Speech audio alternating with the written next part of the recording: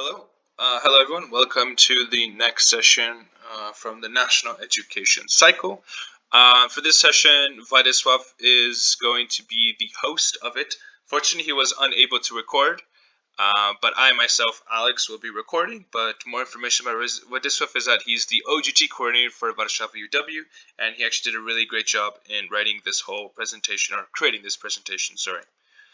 So this whole presentation is going to be about EP Application Support 101. So everything your EP may need to know or should know about when applying to our opportunities. And yes, so this is the flow of the session. So we're going to first talk about the expert profile, so how to create a good profile. Moving on to CV and how to tailor their CV towards your opportunity and creating an attractive CV for companies. And finally, any tips and tricks for the interview and the whole selection process that you could give to your EP. So first thing we're talking about is the expert profile. An expert profile is essentially the CV translated or replicated into the AS.org system, since AS.org generates its own CV, and EP is not able to input their actual CV. So it's very important that they create an attractive profile. That's why the profile has to be similar to their CV. So all the background skills, experiences, education, etc., is very similar to what may be found in their CV.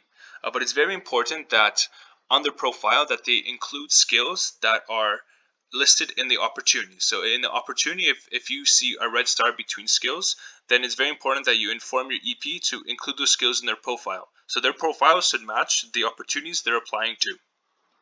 Okay, so here's an example of an improvable profile. So a profile that could be improved. The description is quite vague and they don't put too much experience and stuff. But as you can as you can see, the experiences they're quite vague and they're not as descriptive. While we go into the good example, you can see there's much more information provided about their skills and description, and also their experience is very detailed. So it gives us a lot of information of exactly what do they know, and this really helps the opportunity manager to understand who they are, and it gives them a really good sense to understand if they should be moved on to the next stage or not. And here's just essentially what we know is that the improvable example, as I mentioned, it's quite vague and not really descriptive, and the opportunity manager would most likely reject the EP based on their poor profile. While the good example is very descriptive, it really clearly showcases their skills, and this is something an opportunity manager would really appreciate and would most likely 100%, talk to the EP and email the EP to get to know them more and have them and include them into the shortlist. So now that we know a little bit about how to make a good profile, let's talk about how to make a attractive CV and an effective CV. So it's important to know that your CV may only be looked at for 20 seconds. That's why it needs to be very attractive. It needs to be very easy to read and contain relevant information, short and concise, and not cluttered. Okay, so that's why it's important. First, the design. How is the CV going to look like?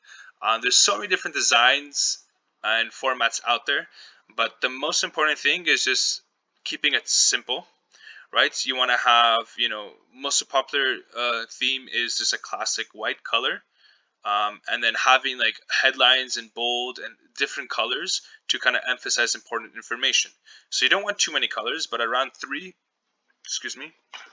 is like a good amount of colors to have, because you want to use colors as a way to emphasize important skills and information and just to make it more appealing towards the reader. Okay, so it's very important to really keep to consider different types of colors, fonts when designing your CV, and of course be creative.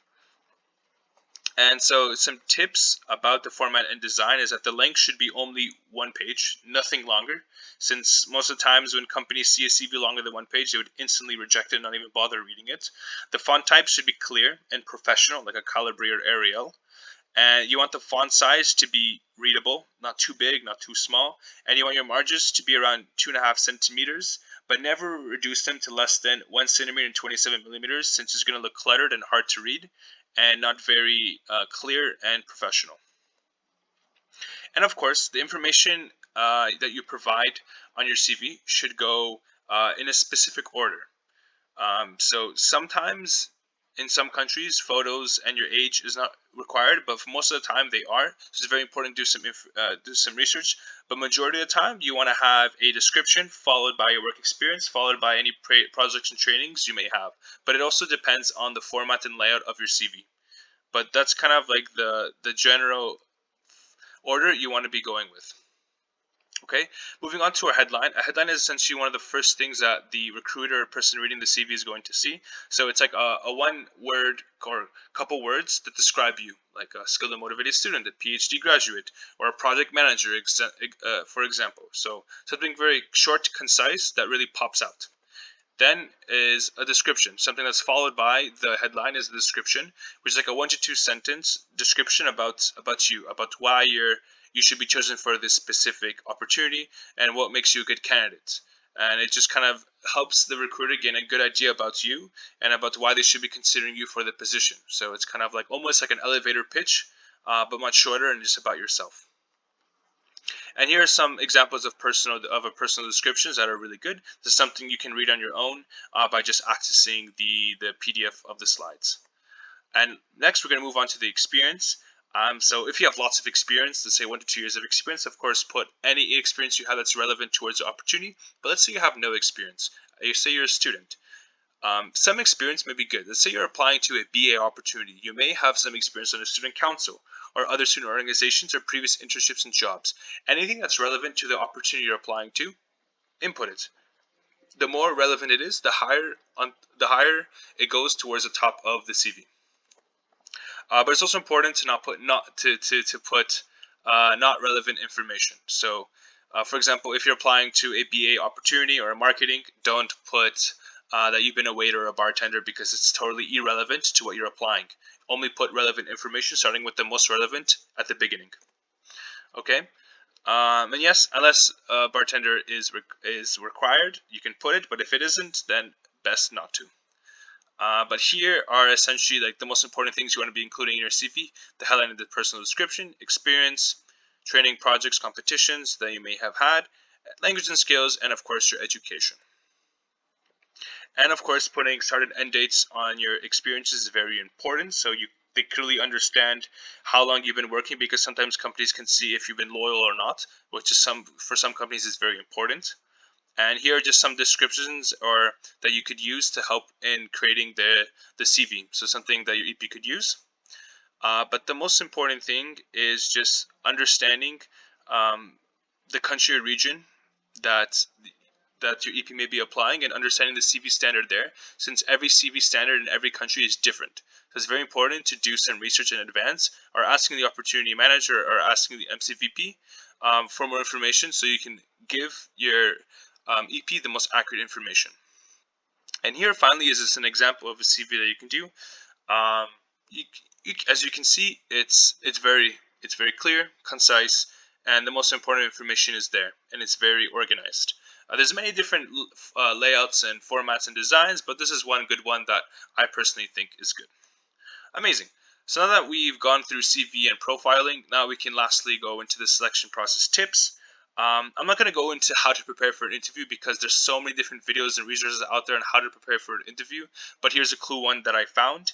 In addition, if your EP is applying for a opportunity that's paid and they feel like they want to get a higher salary, because sometimes you can negotiate with the opportunity provider, then here's a really cool video actually from the Harvard School of Business on how to negotiate your next job offer. And lastly, just a few tips on how to help your EP throughout the whole process is to make sure that your EP does all the necessary research about the company and anything else needed to pass the process. It's important to ask IGT for support on any tips that the EP should do, like what should they know, what should they put on their CV, etc. IGT knows a lot about the company, so it's very, very important to ask them for any tips. The more you ask, the more you know, the higher the chance of your EP getting accepted. Of course, make sure they're confident. Talk to your EP, get to know them. Make sure they feel confident, because if they're discouraged, then they're not going to have a good interview. Also very important to make sure that they have a plan B, because nothing's ever 100%. So that's why it's very important for you to have them apply to other opportunities just in case they aren't able to get accepted the one that they really desire. So always make sure you have a plan B for them. And of course, talk to your EP and get to know them, because that's also important too, since we are dealing with other humans. And the most important thing about Isaac is getting to know others and really being with them throughout the entire process. Okay? Thank you so much for listening to this part of the National Education Cycle, and I hope it was helpful. Thank you, and have a lovely day.